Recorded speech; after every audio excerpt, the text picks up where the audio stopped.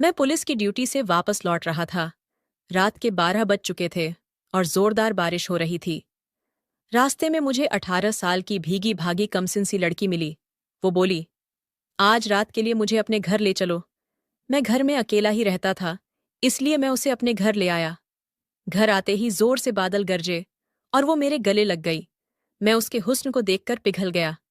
उस लड़की के भीगे बदन ने मेरे आग लगा दी। और फिर, हेलो दोस्तों, आज की इस रोमांचक कहानी में आप सभी का स्वागत है। मेरा नाम धीरज है और मैं एक पुलिस वाला हूँ। दिन भर ड्यूटी करने के बाद घर में देरी से ही पहुंच पाता हूँ।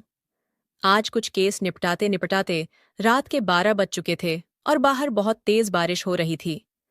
पुलिस की ड्यूटी में टाइम का वैसे भी कोई ठिकाना नहीं रहता। अभी तक मेरी शादी नहीं हुई है, इसीलिए मैं घर में अकेला ही रहता हूँ और यही वजह है कि घर जाने की कोई जल्दी भी नहीं रहती।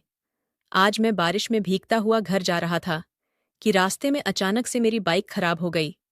इतनी रात हो गई थी कि आसपास कोई मदद के लिए भी नहीं था कि तभी मेरी नज़र एक कमसिन सी लड़की पर पड़ी। वह 18 साल की होगी। बारिश में बैठी न जाने क्यों भीग रही थी और ठंड से कांप रही थी। मैं बाइक को घसीटते हुए थोड़ा आगे निकल आया, लेकिन फिर मेरी नज़र उन 5 लोगों पर पड़ी जो बस स्टैंड में बैठे शराब पी रहे थे और उस लड़की को घूरे जा रहे थे। मुझे ये सब कुछ सही नहीं लगा, तो मैं लड़की के पास वापस मुड़कर आ गया। उस लड़की से कहा कि इतनी रात को तुम यहाँ क्या कर रही हो? ये कोई सैर करने का समय है? वह अपनी बड़ी बड़ी आंखों से मेरी तरफ घुड़िया की तरह देखने लगी।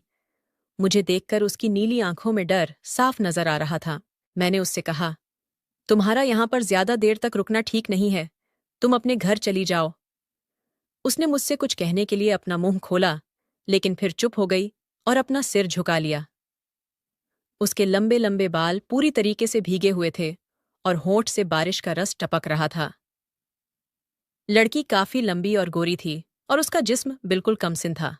मैंने कहा, कुछ बोलती क्यों नहीं? चलो मैं तुम्हें घर छोड़ आता हूं। उसने सिर्फ इतना कहा कि वह तो बहुत दूर है। मैंने पूछा, क्या दूर है? तुम्हारा घर? उसने हाँ में सिर हिलाया। मैंने कहा, कोई बात नहीं, मैं बाइक से छोड़ दूंगा। और मैंने जैसी ही बाइक स्टार्ट की तो वो स्टार्ट भी हो गई। मैंने सोचा, अचानक से ये बाइक ठीक कैसे हो गई? फिर मैंने उससे कहा, आ जाओ, बैठ जाओ। उसने कहा, समुंदर के पार है, बाइक से नहीं जा सकते। ये सुनकर मुझे बहुत बड़ा झटका लगा। मैंने पूछा, इस शहर में तुम्हारा कोई रिश्तेदार तो होगा ना? उसने बड़ी मासूमियत से बोला, नहीं, यहां मेरा कोई भी नहीं है। उसकी मासूमियत देखकर मुझे कोई डोर उसकी ओर खींचे जा रही थी। मैंने उससे कहा, देखो रात काफी हो गई है, एक काम करो, तुम मेरे घर चलो। कल सुबह मैं तुम्हें तुम्हारे घर वापस भेजने का बंदोबस्त कर दूंगा। मेरी बात सुनकर उसने एक राहत की सांस ली और फिर मेरे साथ चलने को तैयार हो गई। मैं अपनी बाइक पर बैठाकर उसे अपने घर लेकर आया। घर पहुंचा और बाइक को स्टैंड कर ही रहा था कि तभी जोर से बादल गरजे। इतनी तेज आवाज हुई कि दिल दहल उठा। वह लड़की डर के मारे मुझसे चिपक गई और इतनी जोर से लिपटी कि उसके गोल गोल उभार मेरी छाती पर महसूस हो रहे थे। एक भीगी भागी लड़की मुझसे लिपटी हुई थी।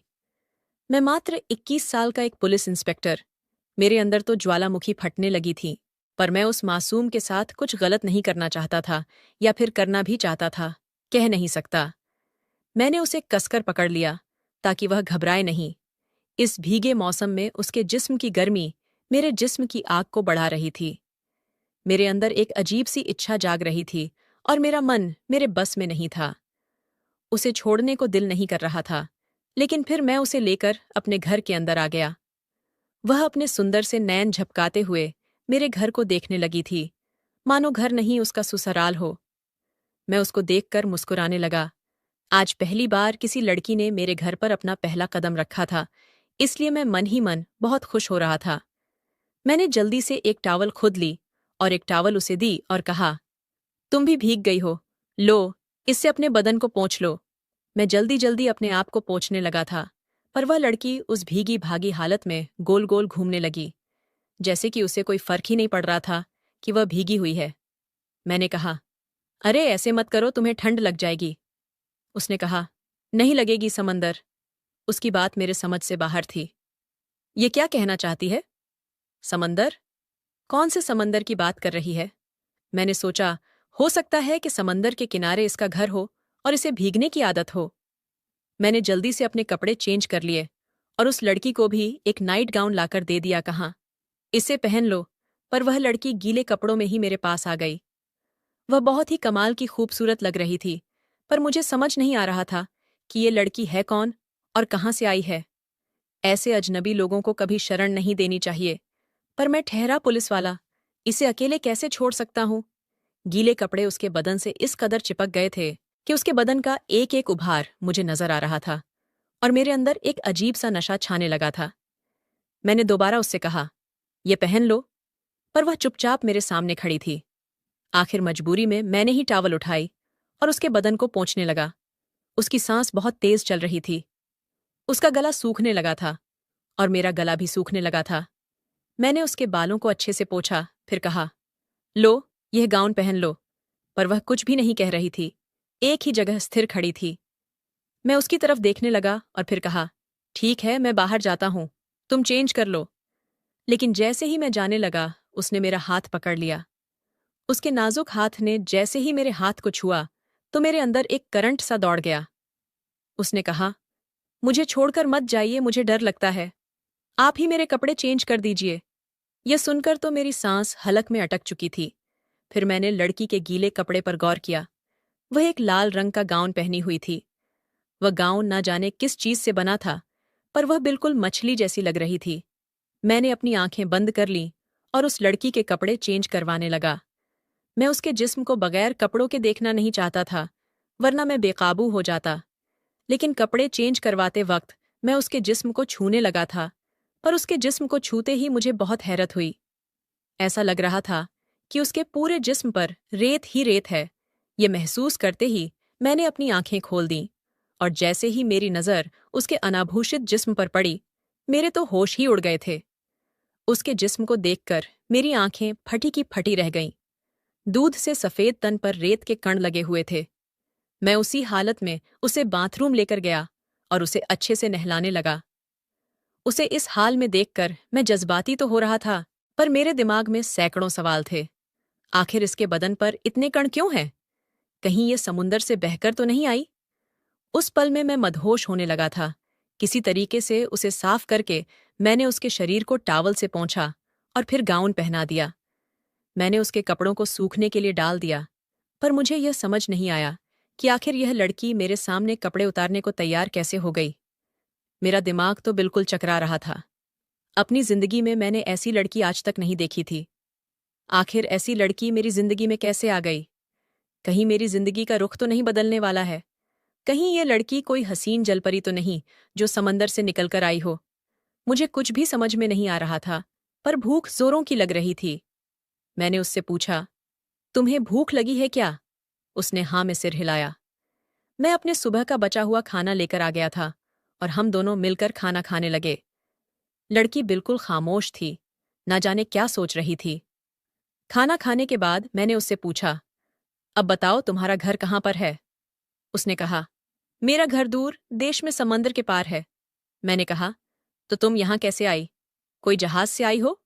उसने कहा, तैर कर। मुझे उसकी किसी भी बात पर यकीन नहीं हो रहा था।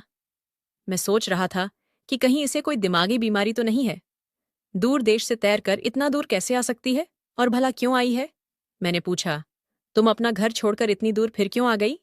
उसने कहा, मेरे पापा ने मेरी शादी तय कर दी थी, पर मैं दुनिया देखना चाहती थी, इसलिए समुंदर की लहरों के साथ तैरती हुई इतनी दूर आ गई। मुझे कुछ भी समझ में नहीं आ रहा था।